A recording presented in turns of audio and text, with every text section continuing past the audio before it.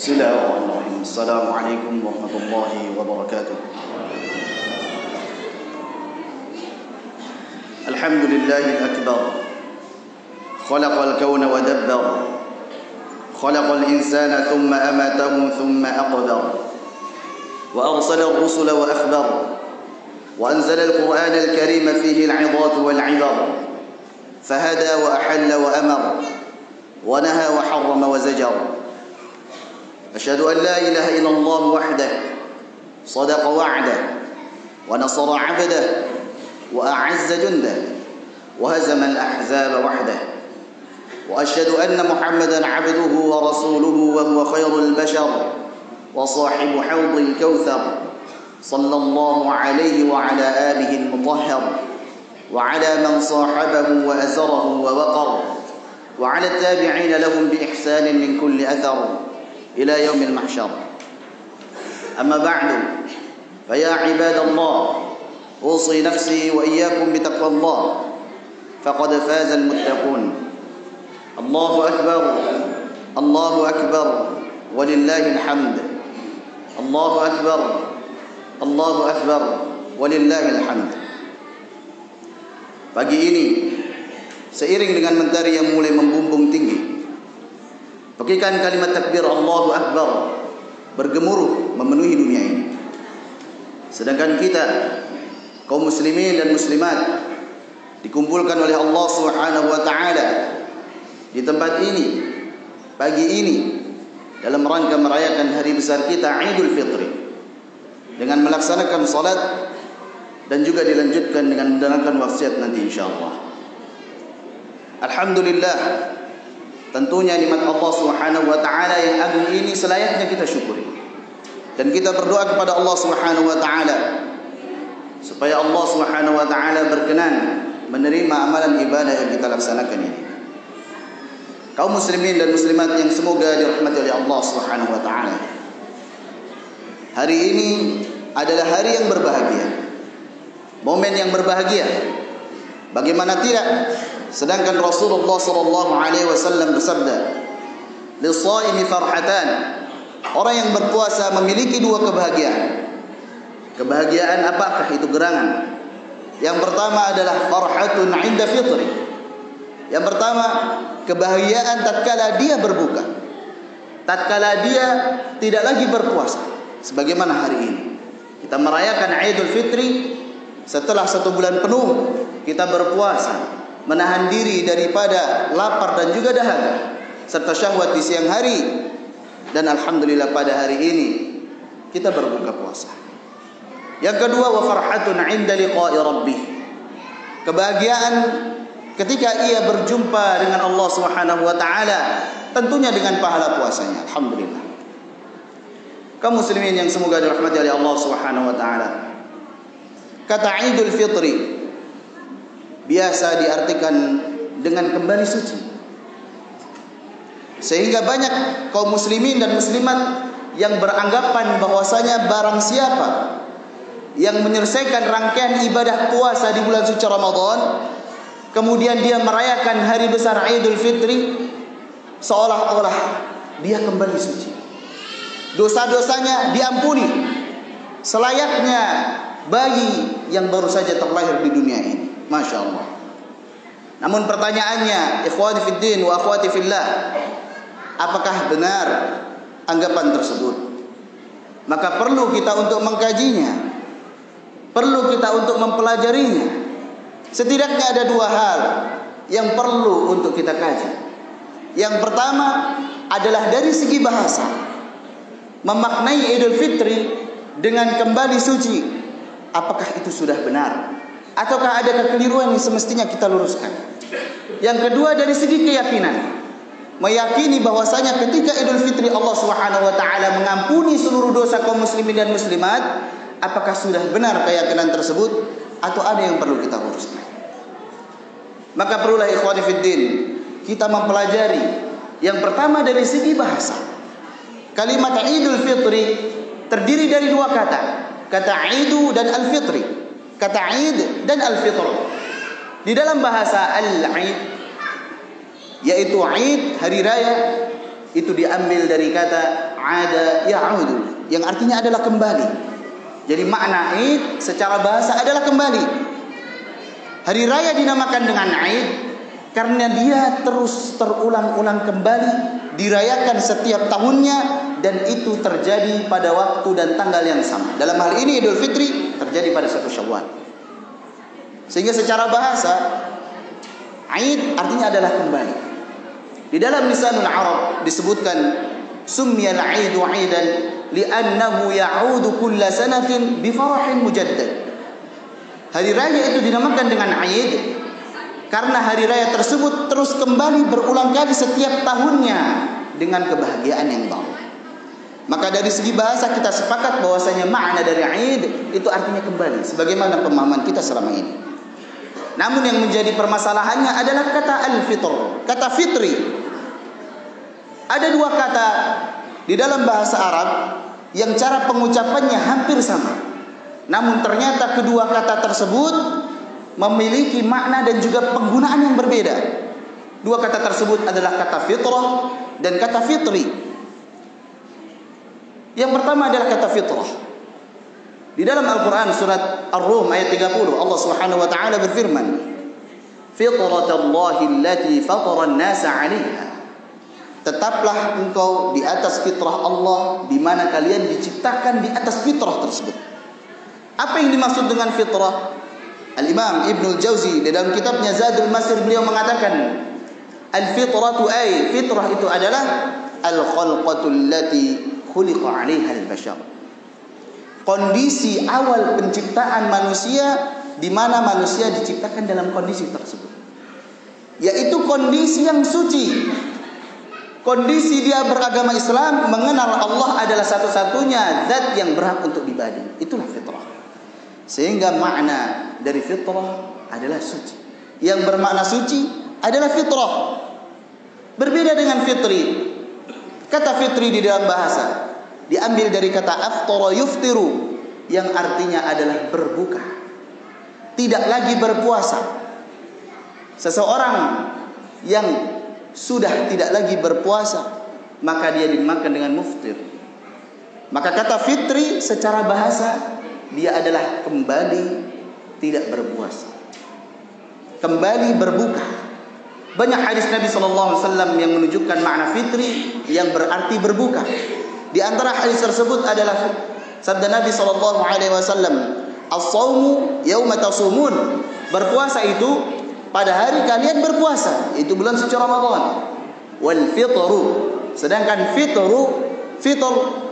yauma tuftirun, yaitu pada hari kalian berbuka puasa, tidak lagi berpuasa. Sehingga sampai sini ikhwani fiddin wa akhwati fillah rahimani wa rahimakumullah jami'an. Dari segi bahasa, makna dari Idul Fitri artinya adalah kembali berbuka puasa. Sebagaimana pada hari ini, setelah kita melaksanakan puasa 1 bulan penuh, dimulai dari kemarin, semenjak kita berbuka di waktu maghrib sampai dengan hari ini, sampai dengan seterusnya, kita dalam kondisi tidak berpuasa. Kita dalam kondisi berbuka puasa karena kita sedang berada pada hari Idul Fitri. Ini secara bahasa. Adapun secara keyakinan, ma'asyiral muslimin wal muslimat rahimani wa rahimakumullah jami'an, memaknai Idul Fitri dengan kembali suci itu berkonsekuensi meyakini bahwasanya Allah Subhanahu wa taala mengampuni dosa-dosa kita selama bulan suci Ramadan. Itu berkeyakinan bahwasanya Allah menerima seluruh amalan kaum muslimin di bulan suci Ramadan, sehingga itu menjadi kafarah, penghapus dosa yang menjadikan dosa-dosa kita diampuni. Kemudian pada hari ini seolah-olah kita kembali suci, seolah-olah seperti bayi yang baru terlahir kembali. Masya Allah. Tentunya ini adalah pemahaman yang kurang benar. Yang pertama, ini tidak sesuai dengan apa yang dicontohkan oleh orang-orang soleh terdahulu. Tentunya kita mengingat Nabi kita Nabi Ibrahim alaihi salam, setelah beliau melakukan suatu amalan yang besar, yaitu memperbaiki Ka'bah, beliau tidak lantas ujub. Beliau tidak lantas Allah menerima amalan saya kemudian menghapus dosa saya, tidak. Akan tetapi apa yang beliau ucapkan, Rabbana taqabbal minna innaka antas sami'ul alim. Wahai Rabb kami, terimalah amal ibadah yang kami lakukan ini, karena Engkau adalah zat yang maha mendengar lagi maha mengetahui. Begitu juga dengan orang-orang soleh terdahulu. Nabi kita Nabi Muhammad SAW, sahabat ridwanullah alaihim ajma'in, tabi'in, atba' tabi'in, dan para ulama setelahnya rahimahumullahu jami'an. Sebagaimana yang digambarkan oleh Al-Imam Mu'alla bin Al-Fadl, beliau mengatakan, kanu yad'una Allah Ta'ala sittata ashhurin ayyuballighahum Ramadan. Orang-orang soleh terdahulu mereka berdoa kepada Allah selama 6 bulan agar Allah Subhanahu wa taala menyampaikan mereka dengan bulan suci Ramadan. Ketika Allah sampaikan mereka dengan bulan suci Ramadan, mereka menikmati serangkaian ibadah yang ada pada bulan tersebut. Yad'unahu sittata ashhurin ayyataqabbala minhum. Mereka senantiasa berdoa kepada Allah selama 6 bulan berikutnya. 1 bulan di bulan suci Ramadan dan 5 bulan berikutnya mereka berdoa kepada Allah, ya Allah, terimalah amalan ibadah di bulan suci Ramadan. Untuk itulah ikhwani fiddin rahimani wa rahimakumullah jami'an, ketika datang Idul Fitri maka kita dianjurkan untuk mengucapkan taqabbalallahu minna wa minkum. Taqabbalallahu minna wa minkum. Semoga Allah Subhanahu wa taala menerima amalan ibadah kami dan juga kalian. Ini menunjukkan bahwasanya setelah kita beramal khususnya di bulan suci Ramadan ini, kita boleh berharap Allah mengampuni dosa-dosa kita. Bahkan selayaknya hal tersebut kita lakukan. Semua dari kita tentunya ingin Allah mengampuni dosa-dosa kita. Akan tetapi berkeyakinan bahwa Allah pasti mengampuni dosa-dosa kita, sehingga semuanya dosa kaum muslimin dan muslimat diampuni oleh Allah pada hari ini, maka ini adalah pemahaman yang keliru. Yang kedua, kita bisa mengetahui bahwasanya keyakinan tersebut keliru adalah karena Ramadan itu hanya bisa menghapus dosa-dosa kecil saja, tidak dosa-dosa yang besar. Nabi SAW bersabda, as-salawatul khams wal jum'atu ila al-jum'ah wa Ramadan ila Ramadan mukaffiratun ma bainahunna idza jatanabal kaba'ira. Salat 5 waktu ketika kita melakukannya, dari Jumat yang satu sampai Jumat berikutnya, dari Ramadan yang satu sampai Ramadan berikutnya, itu menghapus dosa-dosa kecil. Ingat, di dalam Al-Quran selalu disebutkan mukaffirat, takfir itu berikutnya adalah as-sayyi'at, menghapus as-sayyi'at, dosa-dosa kecil. Itu pun ada syaratnya, idza jatanabal kaba'ira, selama dia menjauhi dosa-dosa besar. Maka bagaimana agar Allah mengampuni dosa-dosa besar kita? Tentunya butuh untuk bertaubat secara khusus. Kita bertaubat secara khusus kepada Allah dari dosa-dosa besar yang pernah kita lakukan. Baik itu wal'iyadu billah dosa zina, baik itu dosa durhaka kepada kedua orang tua, dosa mencuri. Bahkan jika dosa tersebut berkaitan dengan sesama hamba, selain kita bertaubat kepada Allah, maka kita pun juga meminta keikhlasan atau mengganti hak saudara-saudara kita tersebut. Ma'asyiral muslimin rahimani wa rahimakumullah jami'an. Demikianlah hal yang perlu kita luruskan terkait dengan makna dari Idul Fitri, yaitu kita kembali berbuka, bukan kembali suci. Allah Subhanahu wa taala masih memberikan kepada kita umur di pagi hari ini. Tentunya Allah memberikan kesempatan kepada kita untuk banyak-banyak bertaubat kepada Allah Subhanahu wa taala. Dengan demikian, taubat secara khusus tersebutlah yang kita berharap semoga Allah Subhanahu wa taala ampuni dosa-dosa kita. At-taibu minadz-dzanbi kaman lam yadznab. Orang yang benar-benar bertobat dari dosa seolah-olah dia tidak pernah berdosa. Artinya dia sebagaimana bayi yang terlahir kembali. Jadi supaya kita bisa kembali suci sebagaimana bayi yang terlahir kembali, kita harus bertobat kepada Allah Subhanahu wa taala. Allahu akbar. Allahu akbar walillahil hamd. Ada sebuah kisah yang semoga kita bisa mengambil pelajarannya. Ketika Rasulullah SAW wafat, kota Madinah dalam keadaan berkabung bersedih. Sahabat-sahabat Nabi SAW bersedih. Banyak di antara mereka bahkan yang tidak percaya bahwasanya Rasulullah itu telah meninggal. Sehingga kaum muslimin dari kalangan orang-orang yang lemah imannya, atau dari kalangan munafikun, orang-orang yang selama ini menyembunyikan kekafirannya, berpura-pura masuk Islam, banyak di antara mereka yang murtad, kembali lagi kepada ajaran yang lama. Salah satu dari sahabat yang bahkan tidak percaya dengan wafatnya Nabi SAW adalah sahabat yang demikian kuat imannya, yaitu Umar bin Khattab radhiyallahu anhu. Bahkan beliau mengatakan, barang siapa yang mengatakan bahwasanya Nabi Muhammad SAW telah meninggal, maka saya akan tebas lehernya dengan pedang ini. Masya Allah.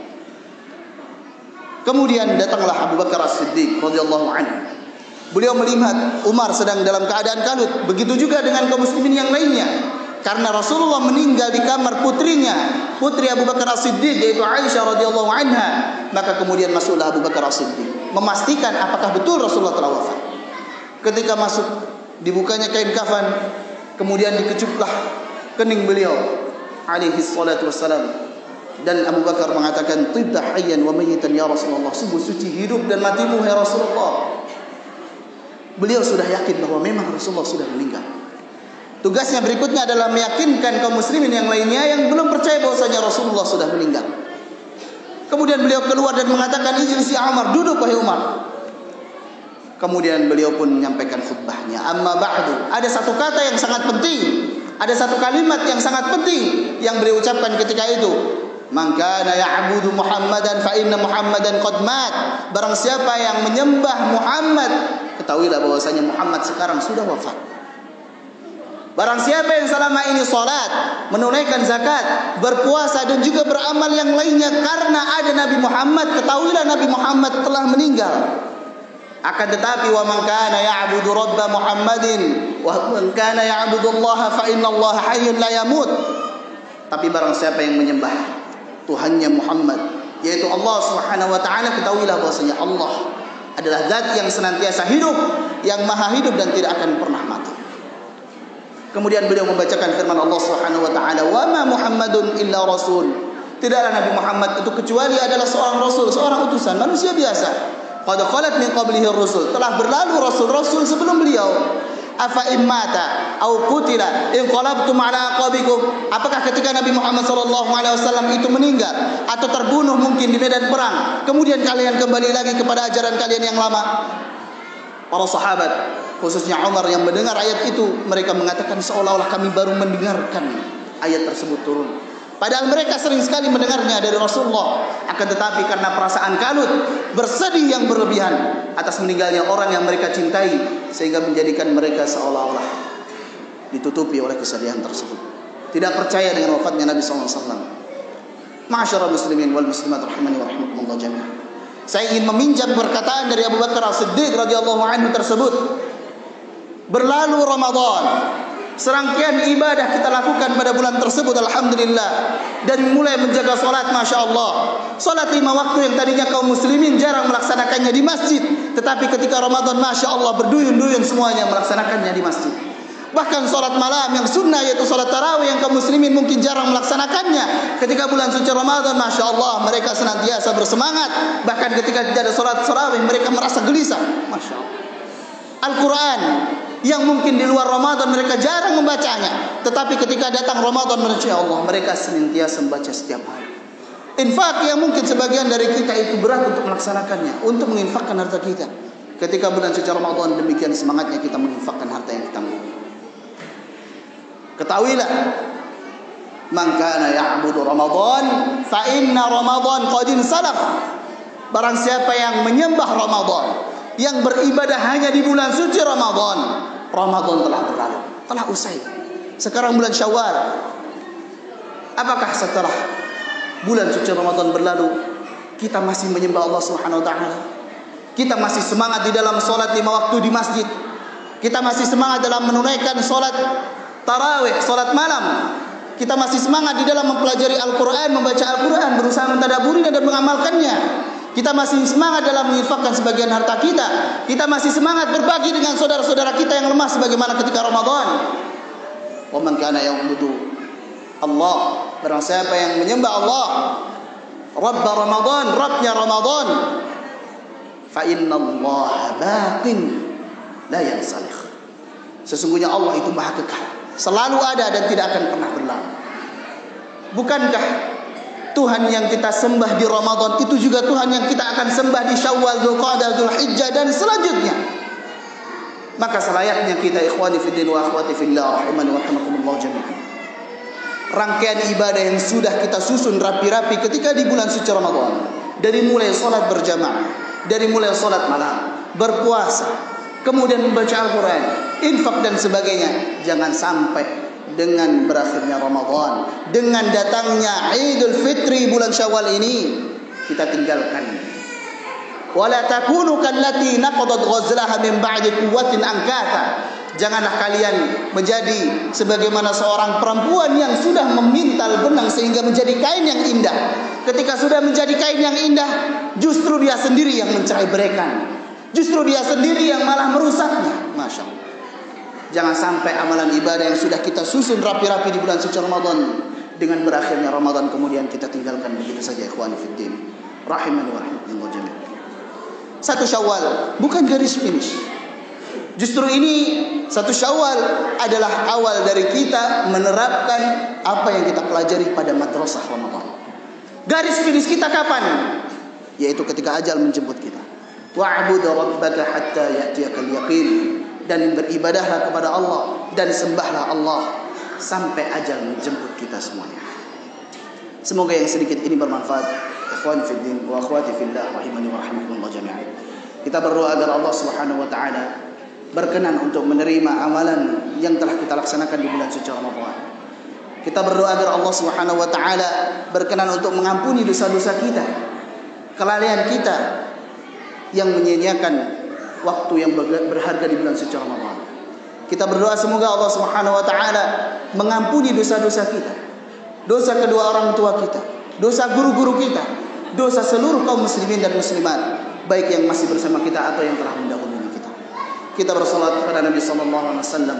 Allahumma shalli ala Muhammad wa ala ali Muhammad kama shallaita ala Ibrahim wa ala ali Ibrahim innaka Hamidum Majid. Wa barik ala Muhammad wa ala ali Muhammad kama barakta ala Ibrahim wa ala ali Ibrahim innaka Hamidum Majid. Allahumma ighfir lil muslimin wal muslimat wal mu'minin wal mu'minat الأحياء منهم والأموات إنك أنت سميع قريب مجيب دعوات يا قاضي الحاجات ربنا تقبل منا إنك أنت السميع العليم وتب علينا إنك أنت التواب الرحيم ربنا اغفر لنا ولوالدينا وارحمهم كما ربونا صغارا ربنا هب لنا من أزواجنا وذرياتنا قرة أعين واجعلنا للمتقين إماما اللهم أعدنا رمضان مرات عديدة وأوقات مديدة يا ربنا إنك أنت السميع العليم ولله الحمد والسلام عليكم ورحمة الله وبركاته.